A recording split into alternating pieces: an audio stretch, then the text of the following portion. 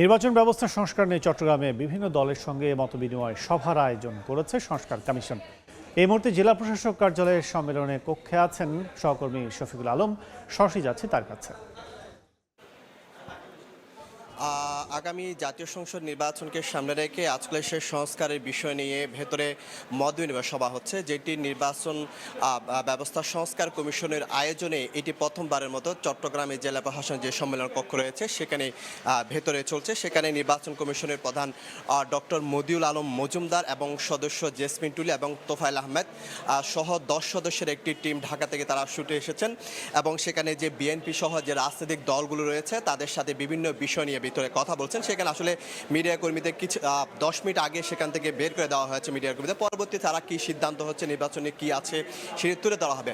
তবে সেখানে যে পুলিশ সদস্যরা এবং নির্বাচন সংশ্লিষ্ট যারা ছিল তারা বিভিন্ন অভিযোগ করেছেন অতীতের যে নির্বাচনগুলো ছিল সেগুলো যে কারসাজি এবং দিনের ভোট রাতে হয়ে যাওয়া এবং যে ব্যালট পেপার সহ বিভিন্ন বিষয়গুলি, বিশেষ করে কেন্দ্রে যে প্রিসাইডিং এবং সহকারী প্রিসাইডিংদের নিরাপত্তার বিষয়গুলো তুলে দেওয়া হয়েছে।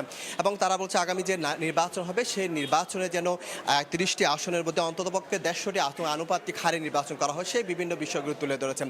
এবং যারা প্রিসাইডিং অফিসার, সহকারী প্রিসাইডিং অফিসার যারা রয়েছে এবং পুলিশ সদস্যরা যারা রয়েছে এবং নির্বাচন সংশ্লিষ্ট যারা রয়েছে তারা কিন্তু তাদের অভিজ্ঞতাগুলো শেয়ার করেছেন। অতীতে যে নির্বাচনগুলো হয়েছে 2015 সালে 18 সালে, সেখানে তারা কী ধরনের সমস্যার মধ্যে পড়েছেন। বিশেষ করে প্রিসাইডিং এবং সহকারী প্রিসাইডিং অফিসাররা তারা যে রাজনৈতিক তাদের চাপ ছিল, তারা চাপের কারণে যে কাজ করতে পারেনি সেই বিষয়গুলো তুলে ধরেছেন।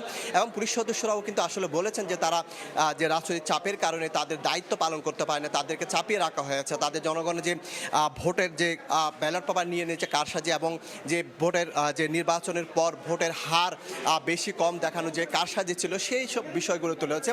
তো দেলোয়ার আমাদের মদিউল আলম মজুমদার কিছুক্ষণ পরে কিন্তু তাদের সাথে যে মিটিং হচ্ছে সেখানে সেইটি শেষ করে মিডিয়া কর্মীদের সাথে কথা বললেন। তো এই ছিল আমার কাছে চট্টগ্রাম প্রথমবারের মতো আগামী জাতীয় সংসদ নির্বাচনকে সামনে রেখে বিভিন্ন দল এবং বিভিন্ন সংস্থার সাথে যে মতবিনিময় সভা হচ্ছে সেটি সর্বশেষ তথ্য।